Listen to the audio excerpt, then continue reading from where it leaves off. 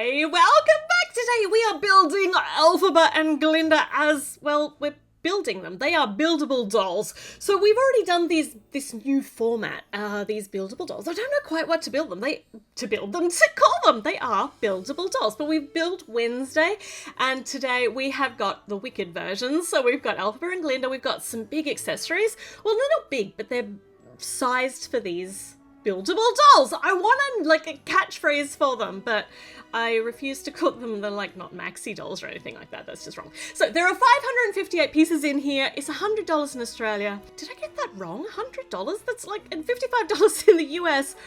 That conversion rate's terrible. That doesn't seem right to me. Anyway, it's very expensive here in Australia. We've got this cool big part to this window to look out into Emerald City, which is what she'll smash through. We haven't seen the movie yet. It's released next week. I am so psyched and excited. I love this musical. So, and the pre-reviews, they're coming out really, really good. They're good, so I'm so excited. Looks like this is going to be fantastic. So in the meantime, I'm just building my Lego versions of these characters. So first up, we're actually building Glinda in her enormous pink floofy fairy ball gown. We've actually got a mini doll version of this, which is coming in the Welcome to Emerald City Lego set, which I'm going to build next week. I've been saving it for the release of the movie. I'm so psyched to actually build it as well. So I'm getting out one of my other versions of Glinda so that we can just have a look at the comparison of the size of these buildable dolls to the mini dolls, because they're just such a really nice ratio. And they also have, I think I said this with the Wednesday doll as well, that they have this really nice feel in your hand. They're they're a nice size. They have good hand feel. I don't even know if that's something that should be said out loud. I don't know, good hand feel? Because Lego actually judges cars and rocket ships and stuff like that by their swooshability. Now, I don't swoosh my Lego. That's not how I roll, but having these and how they actually feel in my hand is important. So yeah, there we go. Different people, different strokes. We've actually made some really gorgeous pink high heels for Glinda while I was busy getting so confused about what's going on. Here's her hand piece, which is a brand new single molded piece, which I talked about once again when we did the Wednesday one. Interesting as to why Lego chose to do it that way when you could have had it as separate pieces, but there will have been a very good reason.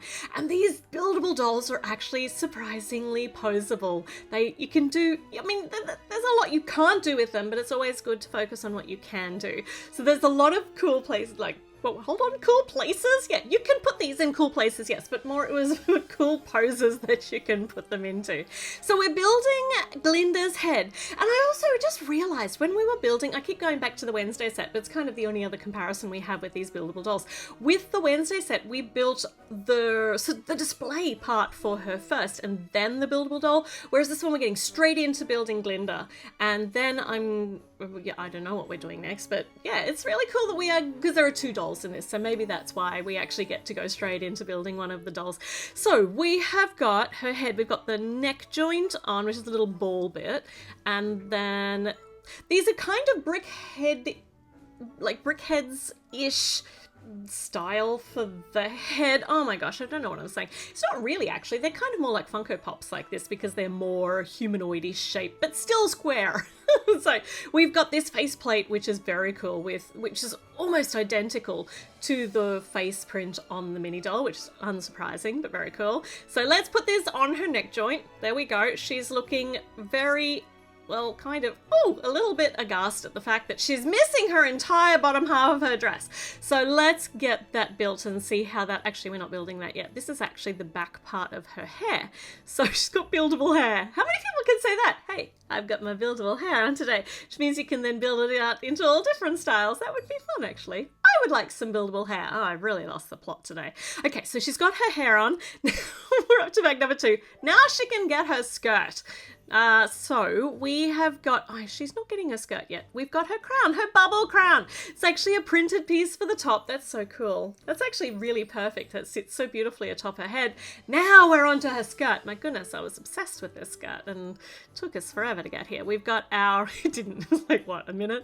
We've got little bubble prints on the stickers to make the bubbles obviously on her skirt, and these alternate around the hoop off of her skirt, so we've got them on the waist. And then we have a build that's very slim and I promise I haven't been possessed. I just can't speak today.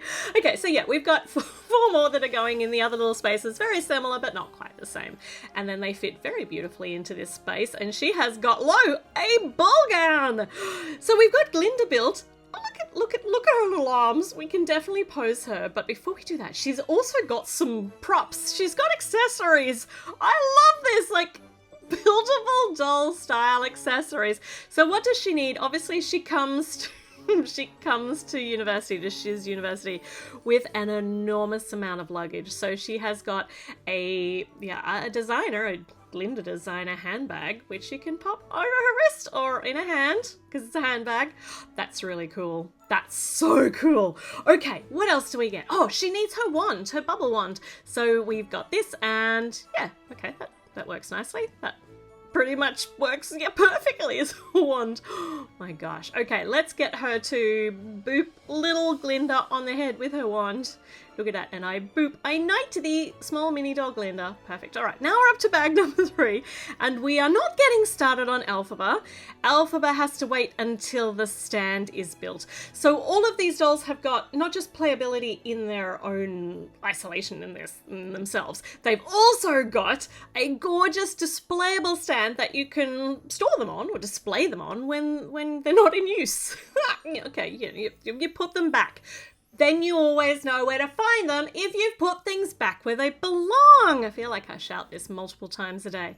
Okay, so we have got obviously 2 sides themed for each of the different characters on this stand. We've got the green side for Elphaba, and we got some really nice little, oh, hold on, that goes there, that one. We've got 3 different sizes of these green arch pieces. I think I put them in the right spots. And then the pink one on this side for Glinda.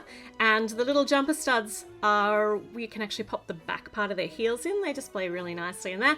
Got a nameplate, one for E for Elphaba and one for Glinda over on her pinkety pink side. And then we've got a built up space in the middle for something special, I suppose.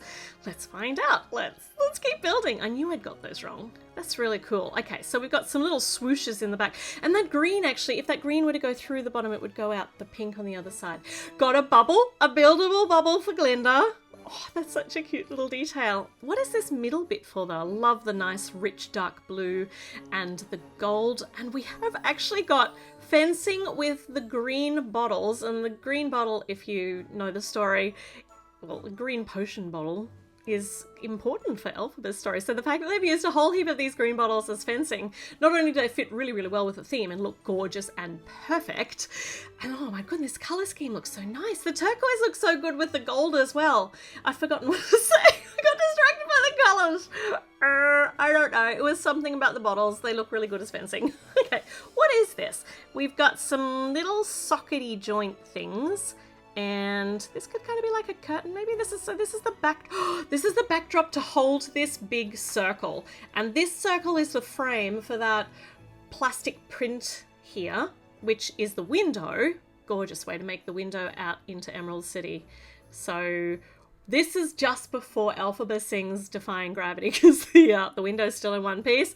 And at the end of that, it is not. So look at that. That's so gorgeous. My gosh, the colours are so lush. And these bits go on the back to actually hold this. Oh, nice and flush against the back. That's a detail that probably wasn't necessary, but it looks really, really clean.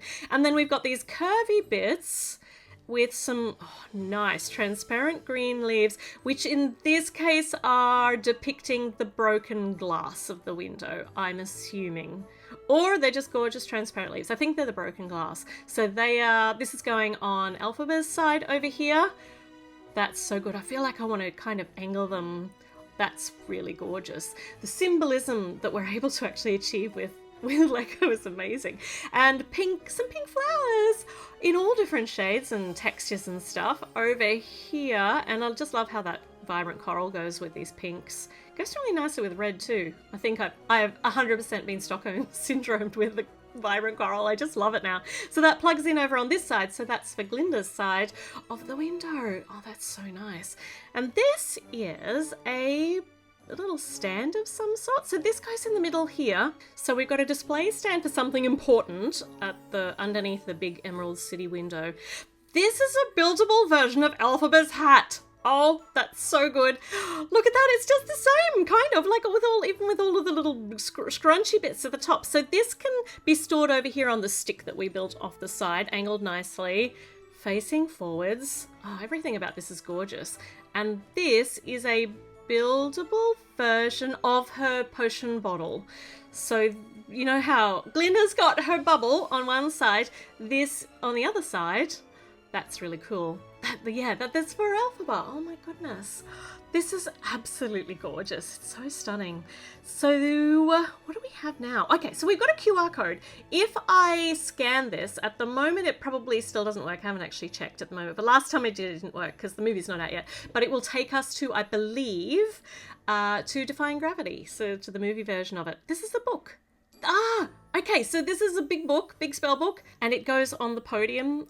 The display podium over here, and then we can pop Glinda over here on her spot, and there's even a little jumper stud off on the side to put her, oh god, to put her bag, and there is a claw out the back where you can actually, everything's falling off. It's okay, it's Lego, I can fix it. Yeah, so you can actually display her wand there, so she doesn't have to be holding everything. Now, it's time to build Elphaba. So she goes together in the same sort of way, but obviously she's got an entirely different colour scheme, and she's not going to have an enormous big ball gown, so it'd be interesting to see how this goes together. Her shoes are different. I mean, the idea is the same, but they're slightly different to the design of Glinda's. And this is her chest piece, I think. Chest piece. It's not a chest piece. So we've got some stickers to create the design on her dress, which normally I hate putting these on around curved surfaces, but these go on really, really easily and line up so easily as well. Okay, arms. Obviously she needs to have green hands. That's so good. That is such a lovely dress. It's so, oh my gosh, I can't believe how well these buildable dolls have been designed. They're just so good. Okay, this is her head. So we're building her head, lots of unusual colors going on the inside that you wouldn't expect to have, but that's okay because they're going to be covered over, because basically we've got black hair, we've got black hat, and we've got green skin, and that's what we're going to see on the outside entirely. This is a bit of her hair on the back, I think. And then what have I done? Then these bits go over here, and then we can put on her faceplate. Oh, that's so nice. Oh my gosh, look at that. Look, she's thrilled. She's doing the arms up. Woo! Okay, and she's got her buildable hair as well, so down the back. That's interesting. That would be very, very hard to achieve the big swirl, the big flourish she has in the back of her hair with Lego. But yeah, this is very fun. She's got her broomstick, which she can hold. I wonder if I could get her to ride it. Kind of not. Because, yeah, okay. So not a lot of articulation happening in the leg department, but there's plenty we can do on the top. And she can actually wear the hat. There are studs there exposed that you can pop the hat on. It looks a little bit wonky. No, it looks okay on the top, actually. That looks actually quite good when you pull out a bit. Just don't look at it too close up. That's so good. All right, we'll pop her on her stand. So, so easy. Oh my goodness. Okay, let's put all of her bits and pieces, bits and bobs on the display places where they're supposed to be going, but she looks so good with the broom. So this goes, oh, that is hard to stick on without actually disrupting the whole fence work, but I love the use of the green glass bottles. It's just so aesthetic, so I'm not going to complain at all. And look at them, look, they can be reaching across to each other across the stand. Oh my gosh, these are so fun. I'm very, very keen to see if we're going to get more of these next year in different themes. Maybe she could hold that hat. Maybe not. All right, let's just... hold on. Oh, her head fell off. I missed an important piece of the building process. Let me just fix that so that her face is a little bit more structurally sound.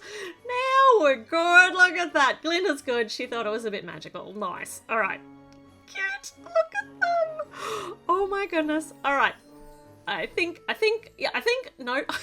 probably going to just keep on fiddling with these for a very, very long time. So you guys go. Leave me a comment though before you go. Let me know your thoughts on these. Are these buildable dolls something you're going to be adding to your collection? Gotta tell you, they really are very, very fun. And make sure you do all the things. Subscribe, leave a little, no, I've done the bit. Thumbs up, notifications, share with your friends. That's actually really important. If you've got people who you think should come and join our community, be part of this really, really fun Lego world that we have, make sure you invite them. All right, I'll see you again soon. Bye.